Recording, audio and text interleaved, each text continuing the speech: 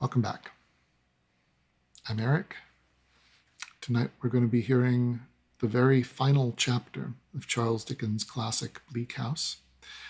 This will be the last of my series of live cold readings. From here, things are going to change up a little bit. There will be a holiday-themed reading that I will be doing in a few weeks, closer to the turn of the year. But otherwise, things are probably going to change a little bit. And I'm just going to make a leap of faith that you all will be okay with that. There will, if anything, be more content, but it will be shifting away from this channel and onto the place where I do my music and other related things, so that it'll all be under one roof as far as YouTube is concerned. More information will emerge about that as things solidify, but I will thank you in advance for your patience and understanding. Okay, so all that being said, here we are. It's the last chapter of the tale. Almost all of the plot has now resolved itself at this point, so I'm curious what Mr. Dickens has in store for us in this very final wrap-up. And I have my Griffin beaker of tea.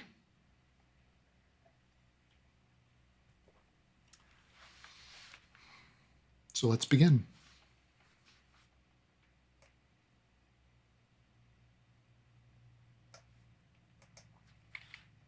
Charles Dickens' Bleak House, Chapter 67, The Close of Esther's Narrative.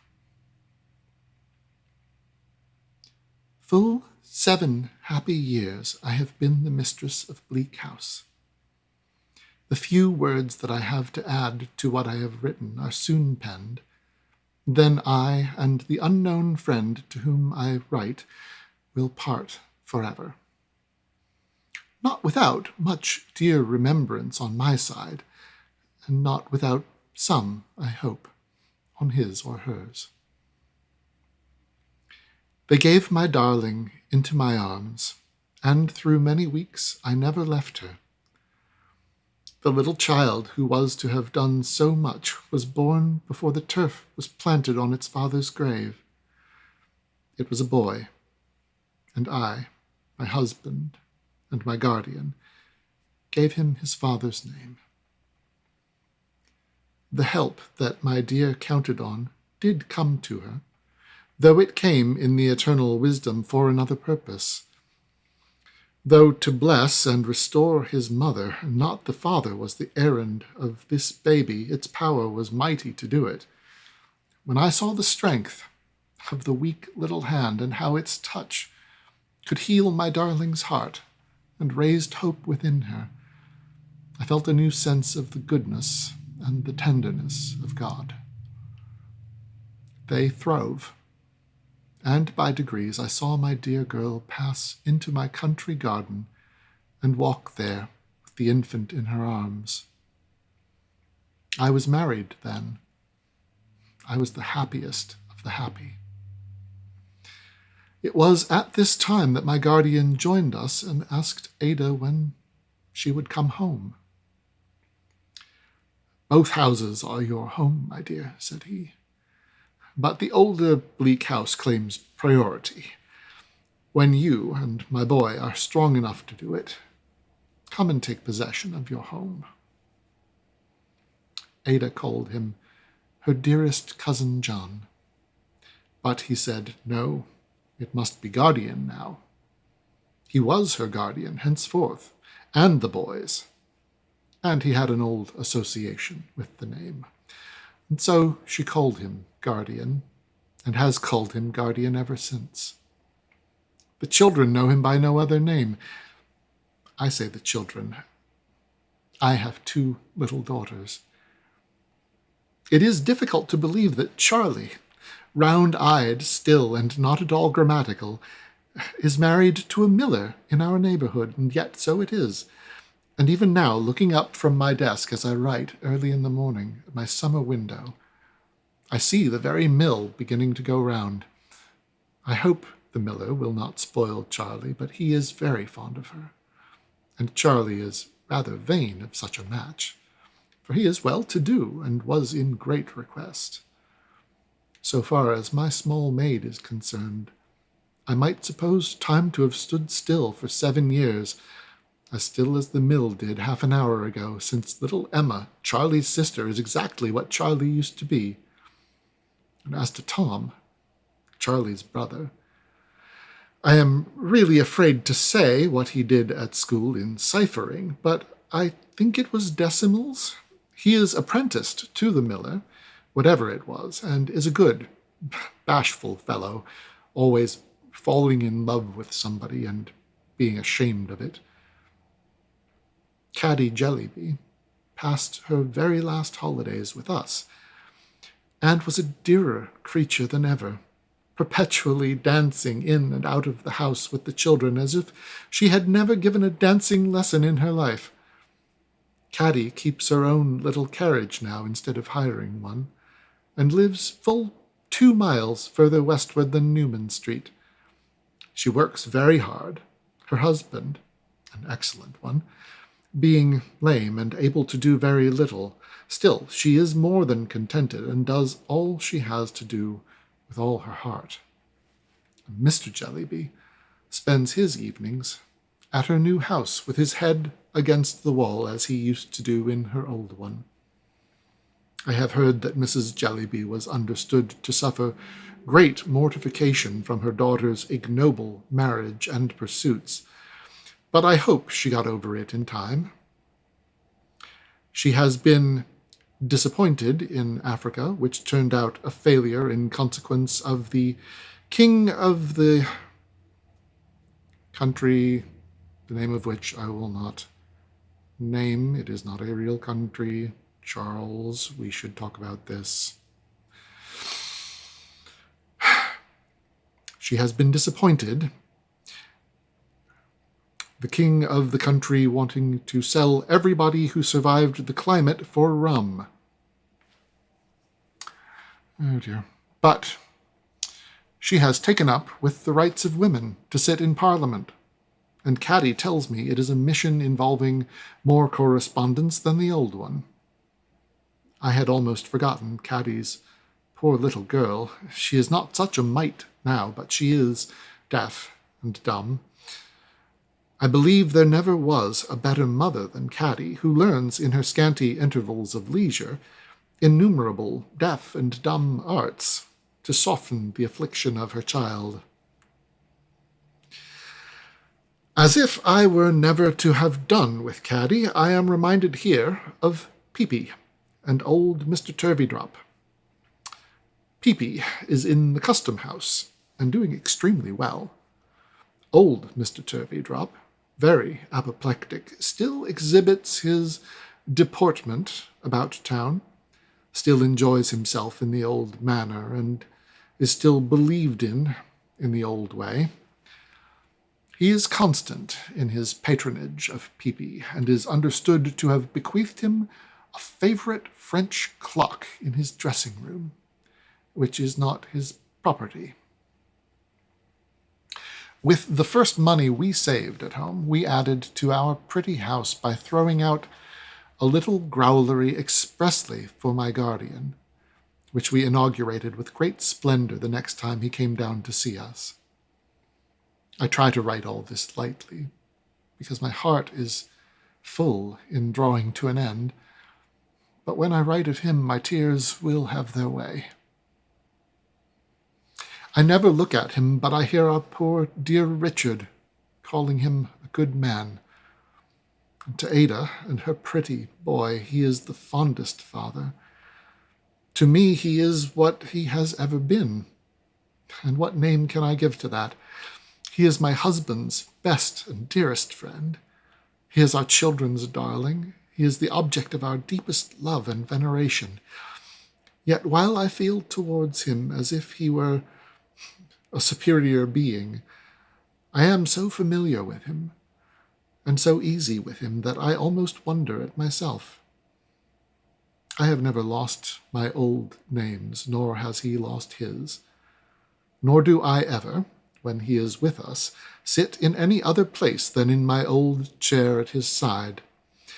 Dame Trot, Dame Durden, little woman, all just the same as ever. And I answer, yes, dear guardian, just the same.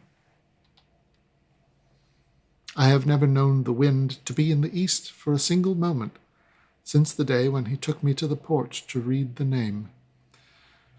I remarked to him once that the wind seemed never in the east now, and he said, no, truly it had finally departed from that quarter on that very day. I think my darling girl is more beautiful than ever. The sorrow that has been in her face, for it is not there now, seems to have purified even its innocent expression and to have given it a diviner quality. Sometimes when I raise my eyes and see her in the black dress that she still wears, teaching my Richard, I feel, it is difficult to express, as if it were so good to know that she remembers her dear Esther in her prayers. I call him my Richard, but he says that he has 2 mammas, and I am one. We are not rich in the bank, but we have always prospered, and we have quite enough. I never walk out with my husband, but I hear the people bless him. I never go into a house of any degree, but I hear his praises or see them in grateful eyes. I never lie down at night, but I know that in the course of that day he has alleviated pain and soothed some fellow creature in the time of need. I know that from the beds of those who were past recovery, thanks have often gone up in the last hour for his patient ministration. Is this not to be rich? The people even praise me as the doctor's wife. The people even like me as I go about and make so much of me that I am quite abashed.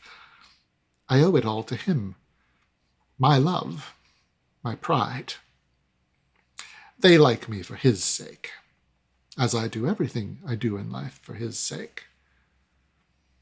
A night or 2 ago, after bustling about, preparing for my darling and my guardian, and little Richard, who are coming tomorrow, I was sitting out in the porch of all places, that dearly memorable porch, when Alan came home. And so he said, "My precious little woman, what are you doing here?" And I said, "The moon is shining so brightly, Alan, and the night is so delicious that I have been sitting here thinking." "And what have you been thinking about, my dear?" said Alan then.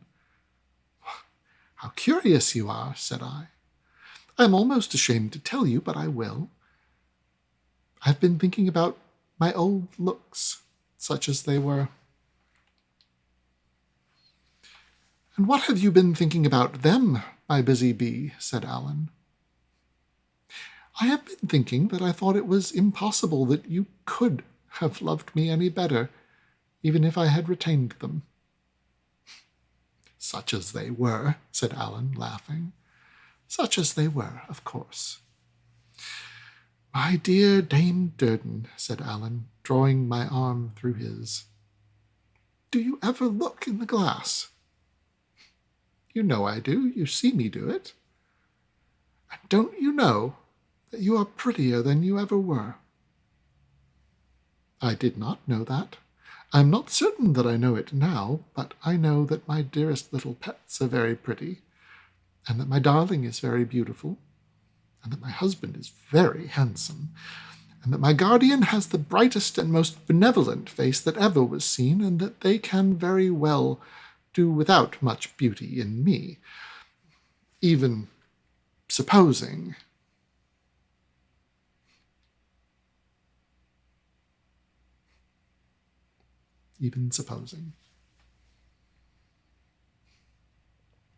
That would seem to be the end of our chapter. It took me a little by surprise. I was certain that there was more to be had there, but no, scrolling past comes up to the title page of the next story along that I won't be diving into. So, here we are. We have read Bleak House at long last. And I think that I am satisfied. I think I like it. I have great affection for Charles Dickens. His values were very solid, even when they were inflected by the ignorance of his time. I know that someday my own values will be judged as indicative of my time, and all I can do is hope that I have done well with them under the circumstances.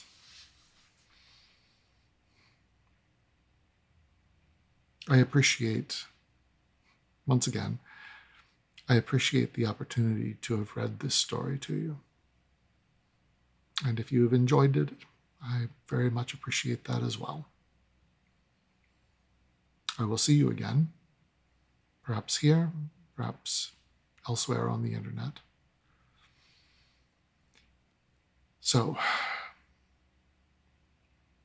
until the next time then, take care and be well.